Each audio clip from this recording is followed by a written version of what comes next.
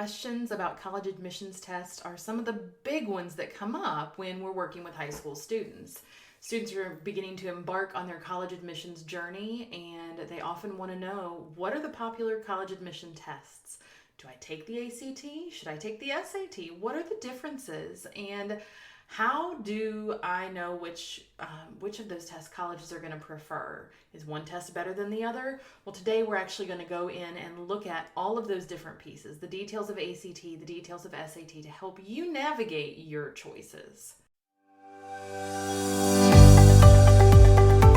Hey there, I'm Courtney, and I'm the founder of Confused to College Ready. With over 15 years experience as a mental health therapist turned school counselor, I am bringing my experience and expertise to help you navigate the college search experience.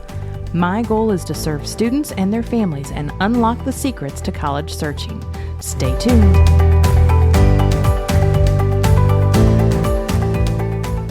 So, during an intro to high school lesson that one of my coworkers and I had shared with a group of high school students, we saw one student. She was watching our presentation, taking copious notes, hanging on our every word. She was determined. You could tell that she knew exactly what she wanted to do, and that was making sure that she made the most of her high school experience. As we began talking about the different testing requirements for college, she actually raised her hand multiple times to be able to ask some different questions. The first one was, this was actually the first of multiple conversations that we ended up having with her. And as we talked about what her options were and made sure that she had the resources to really be able to be successful. So we talked about study guides, we talked about practice tests, we talked about knowing how to read score reports and review what she could do to be successful the next time that she took the test. And she also was then able to recognize which test was the best fit for her. So some of what she learned is that there's not a magic formula, and I want you to know that as well. There's not a magic formula that says if you meet this and this and this, then you should 100% take the ACT, or you should 100% take the SAT. It doesn't work that way. Some of the figuring out which test is the right one for you, it's about doing your personal best on it, not comparing yourself to other people, but also what your strengths are, how you're going to prepare. And so what I want to do is talk about the major tests, the two major tests, and that's the ACT and the SAT. So both of these tests, I want to start with the similarities. So both of these tests are standardized, which means that you have a certain amount of time for the test. You are taking it in a room where it's proctored by an adult. It is something that you are being monitored as you take it. So there's no cheating, there's no anything like that. It needs to be a quiet space. So it's a standardized test. Your scores are measured against national averages to be able to see what percentile you fall into. So these colleges use the ACT and the SAT to see how you might fit into their particular setting and if you have the qualifications that they're looking for.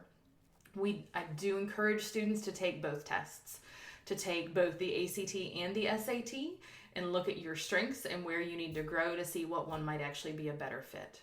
So the ACT is the American College Test, and that is a test where you, and we'll talk more about specifics, but there's 4 sections on that particular test.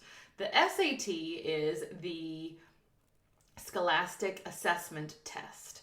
So both of these tests are accepted by colleges. It's not that one college is looking for at one test with more of a value on it than the other. They will accept both tests. And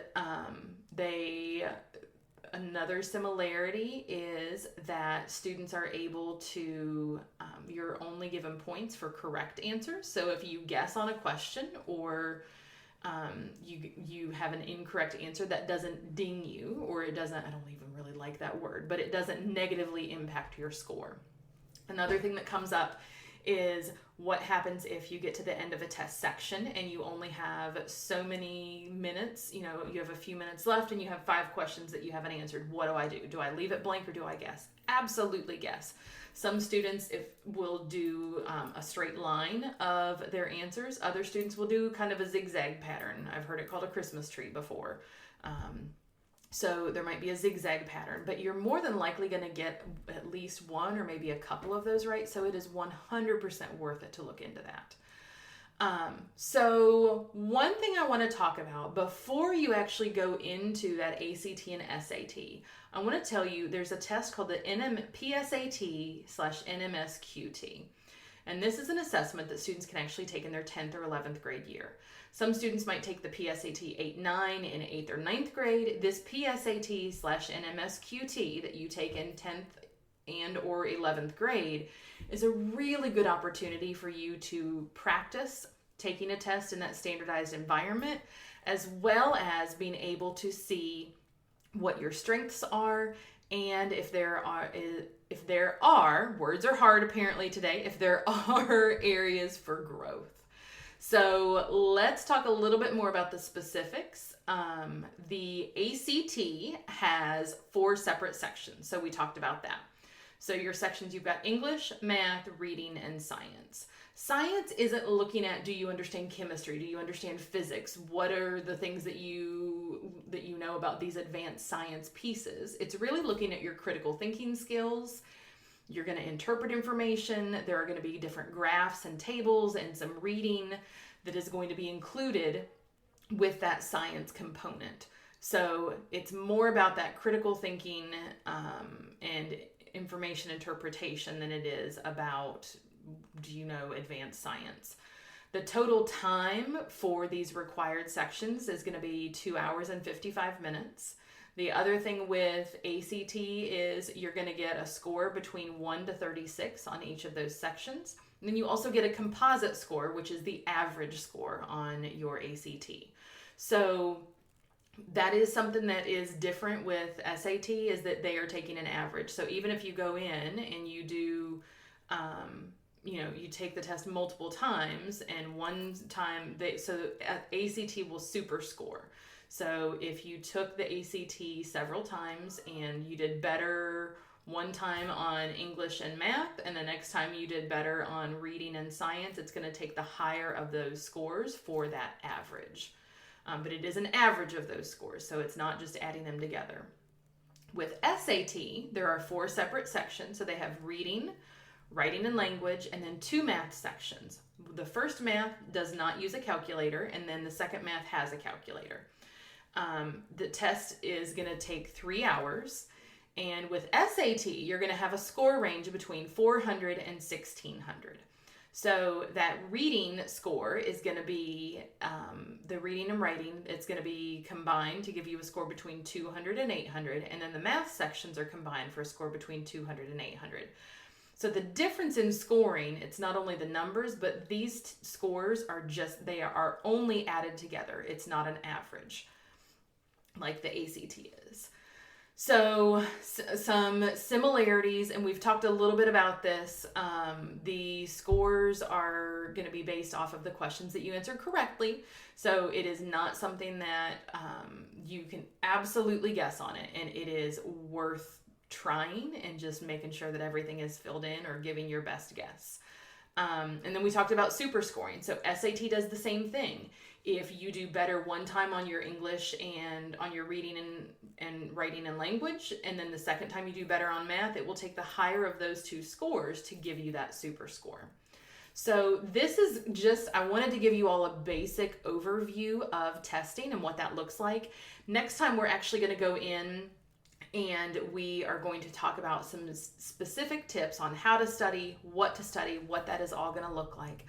I hope that this has been helpful. If it is, please share the podcast with other people.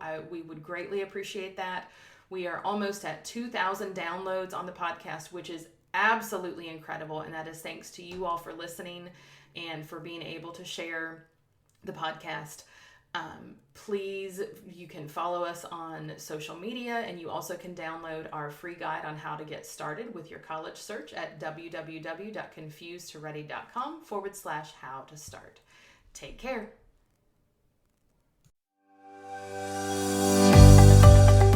Thank you so much for listening to our podcast. Please subscribe so you don't miss any future episodes.